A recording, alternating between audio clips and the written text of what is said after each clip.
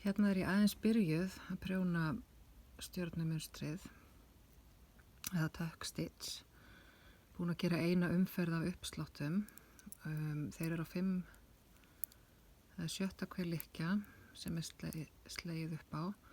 Það tekur hana sem sagt óprjónað eins og hún sé brugðin. Hún er hér og bandið fer yfir sem uppsláttur og svo bara prjónar maður 1, 2, 3, 4 og 5. Tekur óbrugna slær upp á 1, 2, 3, 4 og 5. Tekur óbrugna slær upp á. Og hérna má sjá að það eru komnir 2 uppslættir. Og svo áfram 1, 2, 3, 4, 5.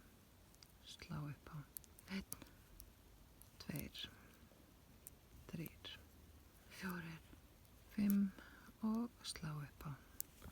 Og svona gengur þetta. Og svo verður svona, það verður svona pínu bylgja hérna þar sem þeir safnast fyrir.